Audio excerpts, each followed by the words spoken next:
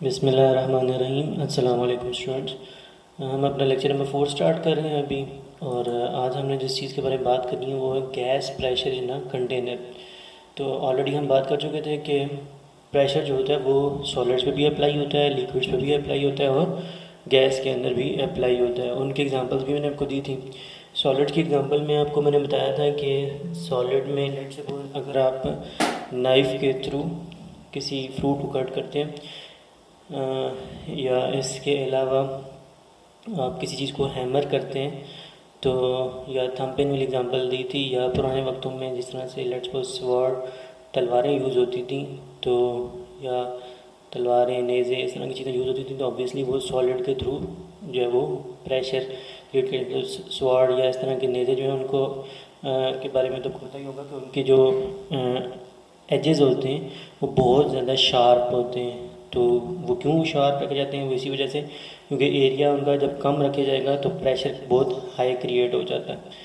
तो बहरहाल बहुत सब चीज़ें यही थी कि उनके अंदर जो प्रेशर होता है वो सॉलिड वाला प्रेशर है कि जब आप किसी सॉलिड चीज़ के ऊपर प्रेशर अप्लाई कर रहे होते हैं या सॉलिड के अंदर प्रेशर क्रिएट हो रहा होता है। तो फिर उसके बाद हमने बाद में लिक्विड के प्रेशर के बारे में भी डिटेल डिस्कस की थी कि जिस तरह से हाइड्रोलिक प्रेस डिस्कस किया था, जैक सिस्टम, ब्रेक सिस्टम। तो ये सारी चीज़ें जो हैं वो लिक्विड के प्रेशर को डील करती हैं। अब हमने जिसके बारे में बात करनी है वो गैस प्रेशर। इसकी एग्जांपल मैंने आपको पहले दी थी कि लेट्स सपोज गाड़ी के टायर के अंदर जो प्रेशर होता है, एयर का जो प्रेशर होता है वो ऑब्वियसली किसका प्रेशर होता है, गैस का प्रेशर। अब गैस का प्रेशर क्रिएट कैसे होता है, एक तो हमने इस चीज़ को डिस्कस करना है। सेकेंडली अगर इस प्रेशर को हमने इंक्रीज़ करना है तो उसके क्या वेज हैं वो हमने डिस्कस करने हैं। थर्ड नंबर पर हमने इसकी क्या क्या एप्लीकेशंस हैं उनको हमने डिस्कस करना है। और फिर फोर्थ नंबर पर इसकी एक स्पेसिफ़िक एप्लीकेशन है गैस प्रेशर की जिसको कहते हैं एरोसोल, उसको हमने डिस्कस करना है। तो और फिर इन द एंड जो है वो फिफ्थ नंबर के ऊपर हमने डिटेल के साथ एटमॉस्फेरिक प्रेशर जो एयर का प्रेशर होता है हमारी सराउंडिंग में, अर्थ की सराउंडिंग में, वो भी क्योंकि गैस प्रेशर ही काउंट होता है तो उसको हमने डिस्कस करना है। लेकिन जो एटमॉस्फेयर प्रेशर है वो क्या क्योंकि डिटेल टॉपिक है तो उसको तो हम नेक्स्ट लेक्चर नंबर 5 में ही डिस्कस करेंगे। लेकिन जो बाकी के कॉन्टेंट्स आपको बताए हैं कि गैस प्रेशर कैसे क्रिएट होता है, कैसे इंक्रीज़ किया जा सकता है, इसकी एप्लीकेशंस क्या हैं और स्पेसिफिकली एरोसोल की एप्लीकेशन क्या है, वो चीज़ें अभी हमने इस लेक्चर में डिस्कस करनी है इंशाल्लाह। तो अब हम ये बात करते हैं गैस प्रेशर कैसे क्रिएट होता है। तो गैस के अंदर क्या होते हैं, हर ऑब्जेक्ट चाहे सॉलिड हो चाहे लिक्विड हो चाहे गैस हो, वो किससे बना होता है, एटम्स एंड मॉलिक्यूल से। जो गैस के मॉलिक्यूल्स होते हैं क्योंकि वहाँ पर उनका रैंडम मूवमेंट काफ़ी ज़्यादा उनके अंदर होते ही रैंडम मोशन है, क्योंकि वो एक दूसरे से फ्री होते हैं, उनके बीच में कोई इतनी ज़्यादा अट्रैक्टिव फोर्स नहीं होती, वो इजीली रैंडमली मूव करते रहते हैं।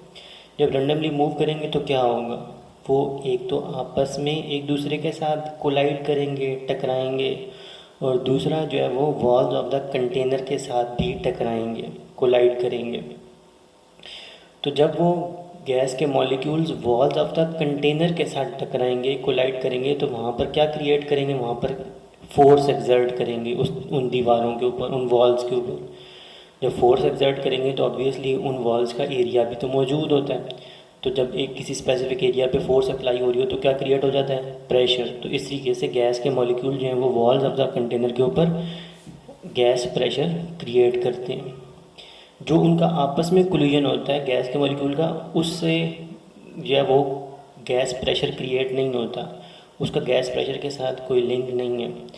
जो उनका कोलिजन गैस के मॉलिक्यूल्स का वॉल्स ऑफ द कंटेनर पर होता है उसके साथ जो है वो गैस का प्रेशर क्रिएट होता है इनसाइड द कंटेनर।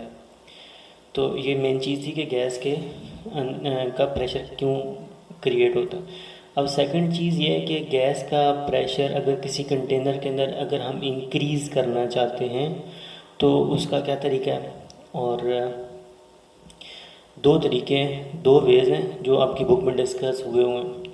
तो एक तो ये है कि if the volume of the container is decrease for the same quantity of gas, कि अगर आप ये करते हैं कि ये जो कंटेनर है इस कंटेनर का आप साइज़ छोटा कर दें, वॉल्यूम कम कर दें, साइडों से कंप्रेस कर दें, और इतनी ही गैस इसके अंदर रहने दें, मतलब गैस की क्वांटिटी को चेंज ना करें, उस कंटेनर के साइज़ को डिक्रीज़ कर दें, छोटा कर दें।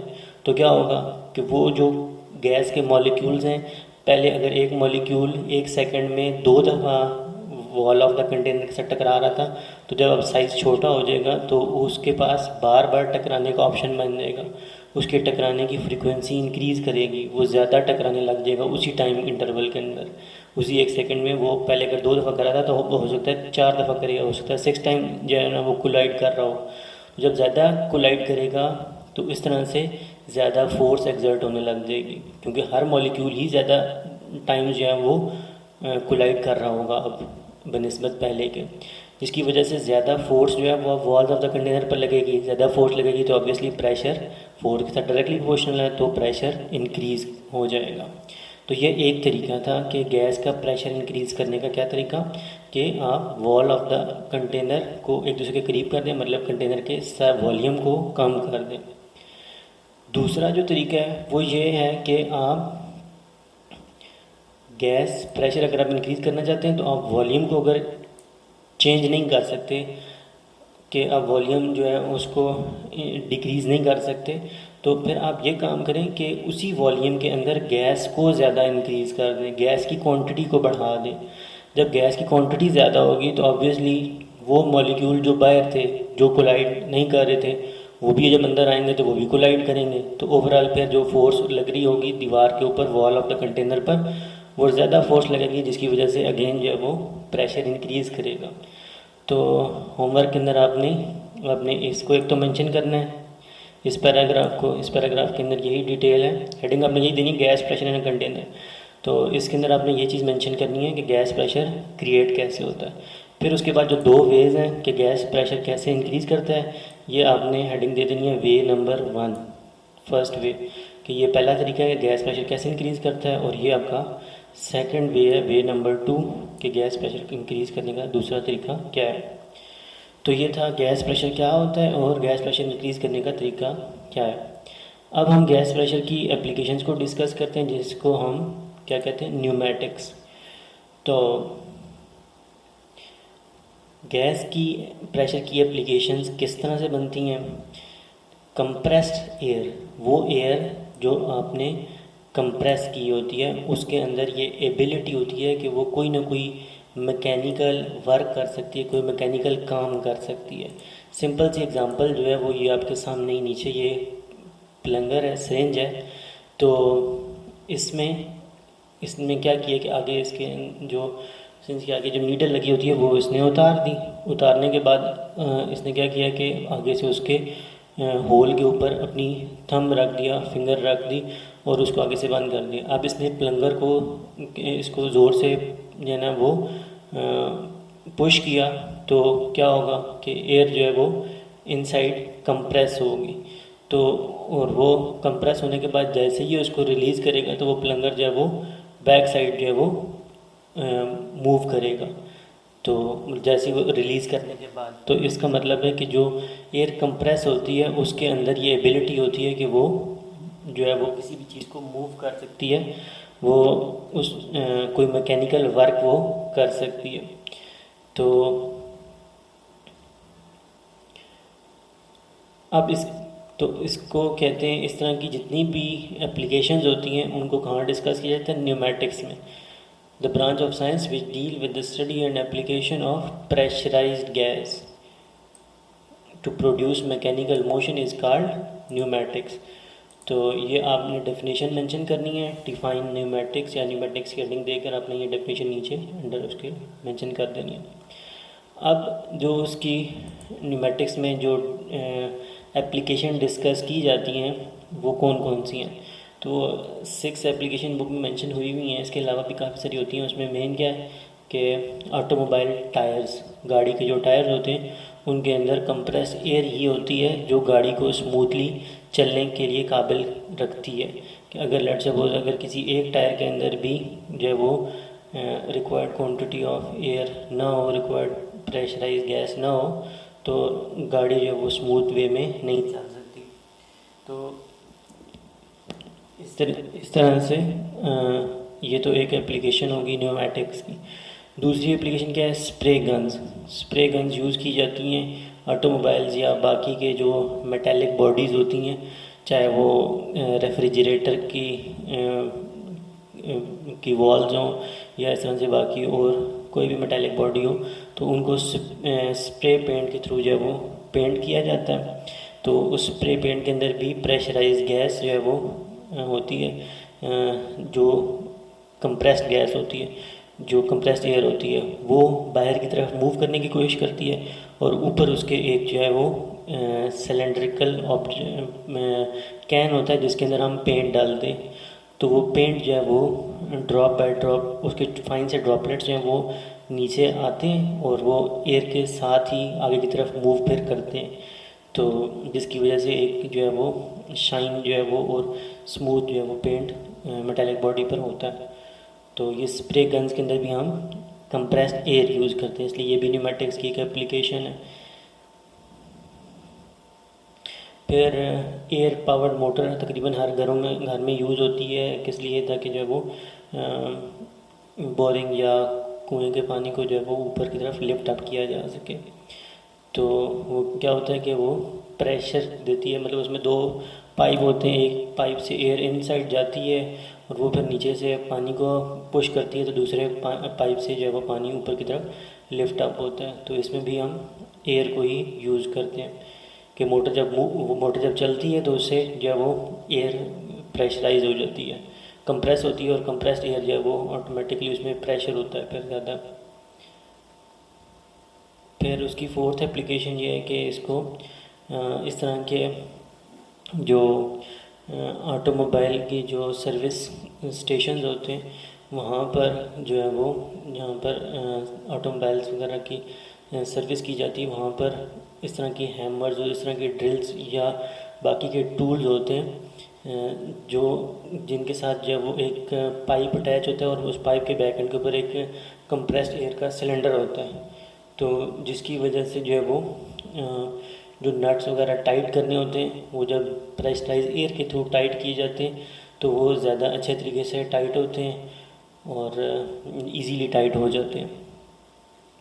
स्क्रू ड्राइवर्स होते हैं वो भी जो है वो इसी तरीके से ऑटोमेटिकली उनको हाथ से घुमाना नहीं पड़ता, जस्ट जो है वो एयर के थ्रू जो है वो ऑटोमेटिक रोटेट होते हैं और आगे कोई भी स्क्रू होता है वो इजीली जो है वो टाइट हो जाता है, या लूज़ भी करना हो तो लूज़ भी इस तरीके से हो जाता है।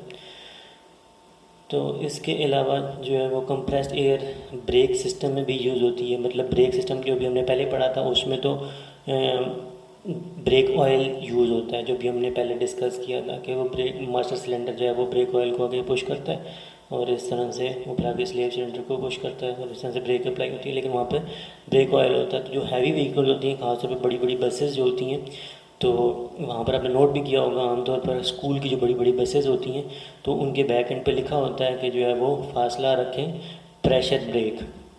तो इसी वजह से ये प्रेशर ब्रेक जब अप्लाई होती है तो हैवी व्हीकल्स भी जो है वो सडनली स्टॉप कर जाती हैं। तो अब इसके अंदर क्या सिस्टम होता है इसको हम डिटेल से देख लेते हैं। तो इसमें भी ये सिस्टम है कि ये पैडल जो यहाँ पे ब्रेक अप्लाई करनी है, ये फिर उसके बाद एक वॉल्व है जो कि नॉर्मल सिचुएशन में जब आप पैडल नहीं जो है वो प्रेस करते हैं तो ये वॉल्व बंद होता है, तो यहाँ से कोई एयर फिल टैंक से जो कोई एयर जो है वो आगे की तरफ मूव नहीं करती वॉल्व, क्योंकि यहाँ से क्लोज हुआ होता है। तो यहाँ पर एक कंप्रेस्ड एयर का सोर्स है और मतलब मोटर लगी है जो एयर को कंप्रेस करती जाती है, और ये जो है वो एयर फिल्ड टैंक है जहाँ पर फिर वो एयर काफ़ी ज़्यादा क्वांटिटी में मौजूद होती है। तो फिर यहाँ से जैसे ही हम पेडल प्रेस करते हैं तो ये वॉल्व ओपन हो जाता है और यहाँ से एयर जो है वो आगे की तरफ मूव करती है। तो फिर उसके बाद यहाँ पर आगे ये जो मेन पाइप होता है ये दो पाइप्स में डिवाइड हो जाता है, एक रेयर व्हील के लिए और एक फ्रंट व्हील के लिए। तो एक जो बैक साइड पे व्हील होते हैं उनके लिए और एक जो आगे की व्हील होते हैं। तो दो व्हील जो होते हैं उनको की तरफ ये दो पाइप जाते हैं, फिर आगे दोनों का बार फंक्शन सेम होता है, इसलिए उन्होंने एक ही व्हील को डिस्कस किया कि आगे का फंक्शन वैसे ही है कि इसके अंदर जो कंप्रेस्ड एयर है वो फिर आगे जो है यहाँ पे क्योंकि पाइप का एरिया कम है और आगे पाइप का एरिया ज़्यादा है तो यहाँ पे फोर्स कम अप्लाई हो रही है और आगे जो है ऑटोमेटिकली फोर्स मल्टीप्लाई हो जाएगी, फोर्स ज़्यादा हो जाएगी और फिर जो है वो आगे वैसे ही जिस तरह से पहले हम पढ़ चुके थे कि ये ब्रेक शू या ब्रेक पैड जो होता है ये फिर डिस्क ऑफ द व्हील को रोकता है, और डिस्क रुकते ही तो ऑब्वियसली व्हील भी साथ में ही रुक जाता है। और फिर ये स्प्रिंग का काम ये है कि जब आप पैडल हटाएंगे तो ये स्प्रिंग उसको ब्रेक पैड को, ब्रेक शू को वापस ले आएंगे, उस व्हील को आज़ाद कर देंगे, फ्री कर देंगे, ताकि वो दोबारा से रोटेशन के काबिल हो जाए। तो सिर्फ डिफरेंस यही है कि यहाँ पर एयर को एज आ मीडियम के तौर पर यूज़ किया जाता है और वहाँ पर जब वो ब्रेक ऑयल को यूज़ किया जाता है। तो ये भी न्यूमेटिक्स की एक एप्लीकेशन बनती है। फिर उसके बाद डेंटिस्ट्री टूल्स होते हैं, तो ऑब्वियसली वो वहाँ पर उनको, क्योंकि वो उनका साइज़ बहुत माइक्रो साइज़ होते हैं, तो वो वहाँ पर जब वो हाथ से किस चीज़ को रोटेट करना, मूव करना जो है वो सेंसिटिव काम होता है, तो इसलिए जब वहाँ पर भी एयर को यूज़ किया जाता है डेंटिस्ट्री टूल्स के अंदर, ताकि पेशेंट का सेफ़ तरीके से जो है वो उसका मुआयना हो सके और उसकी जो भी उसकी रिक्वायरमेंट है वो उसकी पूरी हो सके। तो क्योंकि हर टूल की अपनी एक रिक्वायरमेंट होती है कि उसने किस तरीके से वर्क करना है, तो ये इस तरह के सेंसिटिव टूल्स होते हैं कि जो हाथ से ऑपरेट नहीं होते, और अगर आप हाथ से ऑपरेट करने की कोशिश करेंगे तो ऑब्वियसली वो फिर कोई ना कोई डैमेज भी क्रिएट कर सकते हैं। तो फिर उसके बाद ये जो हमने 6 एप्लीकेशंस पढ़ी थी, उसके बाद अब ये मेन एप्लीकेशन है न्यूमेटिक्स की, जिसको कहते हैं एरोसोल, जो कि डेली लाइफ में हम बहुत ज़्यादा यूज़ करते हैं। एयर फ्रेशनर हो जाए या इस तरह से बाकी की बहुत सारी व्हीकल्स वगैरह के अंदर भी बहुत सारी चीज़ों पर ये एरोसोल हम की टेक्निक यूज़ करते हैं। तो इसको हमने डिटेल से देखते हैं कि एरोसोल किस तरीके से वर्क करता है। अब इसके वर्ड से नज़र आ रहा है कि इसके अंदर वर्ड के अंदर 3 अल्फ़ाबेट आ रहे हैं, SOL। तो SOL वैसे सॉल्यूशन को रिप्रेजेंट करता है, तो या मिक्सचर को।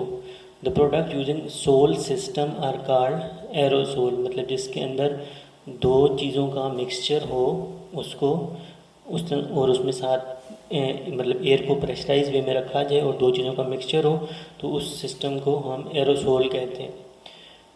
Soul is a mixture of suspended solids और liquid particle in a gas और एयर। सोल जो होता है ये सस्पेंडेड सॉलिड मतलब जो एयर के अंदर, हवा के अंदर सस्पेंड हो जाए, इस तरह के सॉलिड पार्टिकल्स उनका, और या लिक्विड पार्टिकल्स का, मतलब सस्पेंडेड सॉलिड भी हो सकते हैं, लिक्विड पार्टिकल भी हो सकते हैं, उनका मिक्सचर बनाया जाता है किसके साथ, गैस के साथ या एयर के साथ। मतलब एक चीज़ गैस या एयर होती है, दूसरी चीज़ जो होती है मिक्सचर के लिए वो सस्पेंडेड सॉलिड या कोई लिक्विड पार्टिकल होते हैं। तो इनका मिक्सचर बनाया जाता है ताकि एरोसोल की एप्लीकेशन बनाई जा सके। अब आगे क्या होता है, डिफरेंट टाइप्स ऑफ एरोसोल हम डेली लाइफ में यूज़ करते हैं, चाहे एयर फ्रेशनर हो, इंसेक्ट रिपेलेंट, हेयर स्प्रे, इस तरह से, तो हमको बहुत सारे डेली लाइफ में नज़र आएंगे। अब इसकी वर्किंग किस तरह से होती है। An aerosol contain a mixture of 2 fluids, जो मैंने अभी आपसे डिस्कस किए। फ्लूइड किसको कहते हैं, फ्लूइड कहते हैं गैस या लिक्विड। जो हमारे पास 3 स्टेट्स होती हैं, सॉलिड, लिक्विड, गैस, उसमें से गैस और लिक्विड को फ्लूइड कहते हैं। फ्लूइड मतलब जो चीज़ मूव कर सके, क्योंकि सॉलिड के अंदर ये एबिलिटी नहीं होती कि वो सेल्फ मूव कर सके, ये आपके लिक्विड और गैस के अंदर मूविंग एबिलिटी होती है, तो इसलिए उनको फ्लूइड्स कहा जाता है। तो एरोसोल के अंदर 2 फ्लूइड्स का मिक्सचर होता है, जो मैंने अभी पीछे डिस्कस किए हैं। एक उनमें से एयर या गैस होती है कोई, और दूसरा सस्पेंडेड सॉलिड या कोई लिक्विड होता है। तो अब उनकी आगे फर्दर और डिटेल यहाँ पे मेंशन हुई हुई है। वन ऑफ द कि जो मिक्सचर में एक चीज़ है वो क्या है, उसको कहते हैं propellant. One that boils below room temperature, जो रूम टेम्परेचर से बिलो टेम्परेचर पर बॉयल हो जाए। तो ऑब्वियसली वो चीज़ जो रूम टेम्परेचर होता है 25 डिग्री सेल्सियस, तो रूम टेम्परेचर से बिलो टेम्परेचर पर जो चीज़ बॉयल हो जाती है, तो ऑब्वियसली वो हमारे सामने किस हालत में होगी, गैस की फॉर्म में होगी। तो जो पीछे हमने बात की थी कि एक चीज़ जो है वो एयर या गैस होती है, तो इसी के बारे में बात हो रही है कि उसको क्या कहा जाता है, प्रोपेलेंट। और जो मिक्सचर की दूसरी चीज़ होती है जिसको हम सस्पेंडेड सॉलिड या लिक्विड कह रहे थे, वो उसको क्या कहा जाता है, प्रोडक्ट। तो दो चीज़ें जो मेन होती हैं एरोसोल के मिक्सचर में, एक को कहते हैं प्रोपेलेंट और दूसरा क्या होता है, प्रोडक्ट। प्रोपेलेंट जो होता है वो एयर या गैस होती है, और जबकि जो प्रोडक्ट होता है वो सस्पेंडेड सॉलिड या लिक्विड होता है। अब प्रोडक्ट असल में वो चीज़ है जो हमें चाहिए। क्या मतलब चाहिए कि अगर एयर फ्रेशनर है, खुशबू चाहिए, तो जो खुशबू वाला लिक्विड है वो हमारा प्रोडक्ट है। जो प्रोपेलेंट हम यूज़ करते हैं, एयर या कोई गैस, वो सिर्फ एज अ सोर्स के तौर पर यूज़ करते हैं ताकि उस प्रोडक्ट को बाहर की तरफ प्रेशर के साथ जो है वो मूव किया जा सके, और वो फिर प्रोडक्ट डिफरेंट जगहों पर जो है वो बहुत इजीली स्प्रेड हो सके। तो प्रोपेलेंट जो है वो हमारी मेन टारगेटेड चीज़ नहीं है, ये सिर्फ उस प्रोडक्ट को मूव करवाने के लिए, क्योंकि प्रोडक्ट जो है वो खुद लिक्विड होता है या सॉलिड होता है जिसमें इतनी एबिलिटी नहीं होती कि वो आगे की तरफ ज़्यादा मूव कर सके, तो इसलिए हम साथ प्रोपेलेंट यूज़ करना पड़ता है। The product is the substance which is usually actually use as air freshener. तो प्रोडक्ट एक्चुअली वो चीज़ है जो हम एयर फ्रेशनर में यूज़ करते हैं, या हेयर फ्रेशनर या इंसेक्ट रिपेलेंट जो हमारी चीज़ होती है जिसको हम यूज़ कर रहे हैं। लेट्स सपोज इंसेक्ट रिपेलेंट की बात करें तो प्रोडक्ट ही वो चीज़ होगा जो इंसेक्ट को भगाएगा या दूर करेगा। प्रोपेलेंट में ये एबिलिटी नहीं होगी। The propellant is the mean मतलब ज़रिया, mean of pushing the product out of the can. Both fluid are stored in a sealed metal can, कि एक हर तरफ से बंद हुआ हुआ मेटल कैन होता है और उसके अंदर इनको रखा जाता है। ये यहाँ पर मेंशन हुआ हुआ है, ये लिक्विड या गैस का सॉल्यूशन बन जाएगा, और ये उसके ऊपर जो है वो फिर प्रेशराइज गैस भी होती है। तो अब क्या होता है कि जब हम ऊपर से एरोसोल स्प्रे का बटन, ये जो भी ऊपर उसके नॉब है, उसको प्रेस करते हैं तो वो इस गैस को आगे पुश करेगा। तो वो गैस जो है वो फिर आगे किसको पुश करेगी, आगे लिक्विड को, क्योंकि गैस जो है वो हमेशा जहाँ पर वो ज़्यादा क्वांटिटी में हो उस तरफ मूव करने की कोशिश करती है, जहाँ पर वो कम क्वांटिटी में हो, या जिस जगह पे उसका प्रेशर ज़्यादा हो वहाँ से वो मूव करने की कोशिश करती है उस तरफ जहाँ पे उसका प्रेशर कम हो। तो फिर ये गैस यहाँ से मूव करने की कोशिश करेगी और बाहर की तरफ जाने की कोशिश करेगी, लेकिन उसके रास्ते में कौन आ जाएगा, वो प्रोडक्ट, वो लिक्विड जो जो हमारा मेन टारगेट है। तो वो फिर उसको पुश करेगी वो गैस कि तुम बाहर निकलो ताकि मैं भी बाहर निकल सकूं। तो होगा क्या कि वो लिक्विड ही बाहर निकलता रहेगा, लेकिन ये गैस को निकलने का कोई ऑप्शन नहीं मिलेगा, जिसकी वजह से हर वक्त जो है वो फिर और फिर आगे एक फ़ाइन स्प्रे की नोज़ल होती है जिसकी वजह से वो जो प्रोडक्ट निकलता है वो बहुत छोटे छोटे पार्टिकल्स बन के वहाँ से निकलता है, और फिर वो हर तरफ जो है वो डिफ्यूज़ होता है। डिफ्यूज़ होने का मतलब ये होता है कि क्योंकि अंदर उसकी क्वांटिटी ज़्यादा थी और बाहर रूम में उसकी क्वांटिटी कम होती है, तो वो इजीली फिर जो भी चीज़ तरह की किसी का ज़्यादा क्वांटिटी में हो और एक तरफ उसकी क्वांटिटी कम हो, तो वो हाई क्वांटिटी से लो क्वांटिटी की तरफ स्प्रेड होने की कोशिश करती है। इसको डिफ्यूजन कहा जाता है। तो इस तरीके से वो प्रोडक्ट फिर पूरे रूम के अंदर या जिस हाल के अंदर आपने उसको स्प्रे किया वहाँ पे वो डिफ्यूज़ हो जाता है, स्प्रेड आउट हो जाता है। तो ये थी इसकी वर्किंग। तो ये ट्यूब जो है ये प्लास्टिक की भी हो सकती है, ये जो इनसाइड बीच में ट्यूब है रबर की भी हो सकती है। तो इस तरह से जो है ये इस ट्यूब का मेन काम यही है कि उस गैस को प्रेस किया जाता है, तो वो गैस आगे लिक्विड को प्रेस करती है, तो लिक्विड जो है फिर इस पाइप या इस ट्यूब में से बाहर की तरफ मूव करता है। तो ये हमारे पास इसकी वर्किंग थी एरोसोल की। अब एटमॉस्फेरिक प्रेशर इंशाल्लाह हम लेक्चर नंबर 5 में डिस्कस करेंगे। अभी के लिए अल्लाह हाफ़िज़।